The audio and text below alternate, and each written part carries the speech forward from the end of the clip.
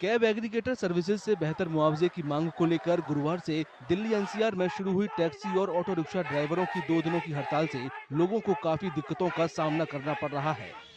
कई जगहों पर टैक्सी और ऑटो रिक्शा ड्राइवरों को धमकाया गया और यात्रियों को उतारने के लिए कहा गया। मैं कब से कैब बुक करने का ट्राई कर रहा हूँ बट हो नहीं रहा है, और यहाँ जो ऑटो वाले हैं ये लोग एक्स्ट्रा चार्ज डिमांड कर रहे हैं। 5 किलोमीटर के लिए ये लोग 300 500 ऐसे डिमांड कर रहे हैं।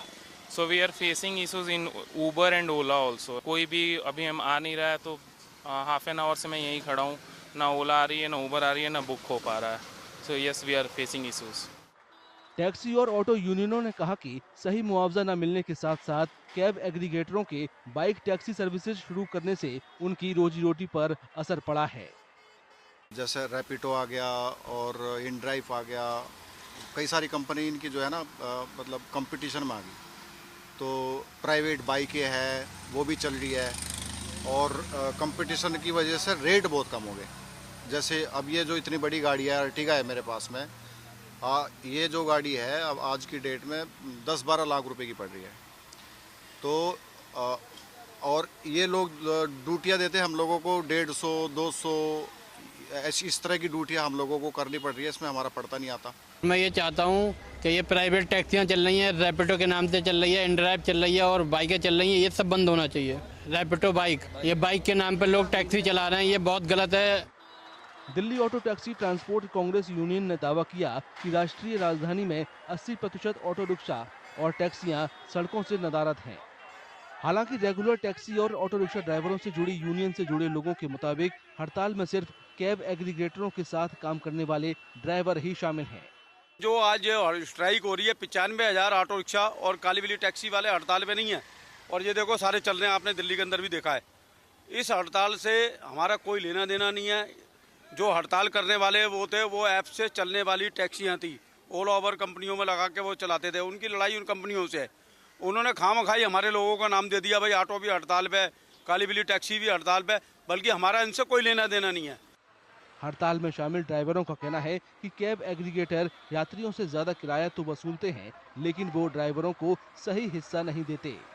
बड़ी बड़ी कंपनियां ओला, उबर, रैपिडो अपना कस्टमरों से प्राइस इतना ज्यादा लेती है और हमको उतना देती नहीं है। हमको मार्केट के अंदर 7.5-8 रुपए से ज्यादा किलोमीटर नहीं मिल रहा है, जबकि बाहर जो लॉन्ग रूट है वहां पे 12-15 रुपए किलोमीटर होता है। सिटी के अंदर उससे ज्यादा होना चाहिए।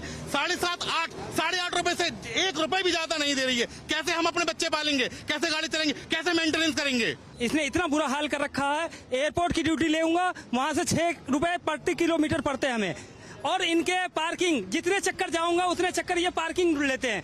24 घंटे में एक बार पार्किंग होनी चाहिए, लेकिन ये क्या है, मैं 10 चक्कर एयरपोर्ट जाऊंगा, 10 चक्कर के पार्किंग ये लेंगे 200 रुपए के हिसाब से।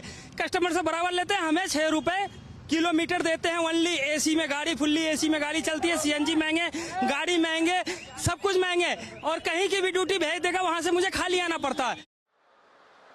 ड्राइवरों के मुताबिक लंबे वक्त से किराए में बढ़ोतरी नहीं हुई है और कैब एग्रीगेटर ज्यादा हिस्सेदारी की उनकी मांग पर ध्यान नहीं दे रहे हैं। 2013 से अभी तक कोई फेयर नहीं बढ़ा। गवर्नमेंट रेट जो फेयर है वो बढ़ा है, मगर ओवर्स की तरफ से कोई फेयर नहीं बढ़ा।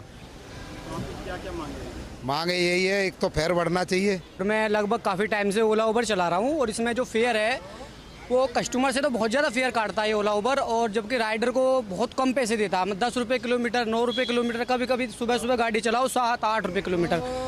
और इसमें दिक्कत ये आ रही है ओला उबर में कि हमारे कभी भी ये हमें सपोर्ट नहीं करता है बिल्कुल भी।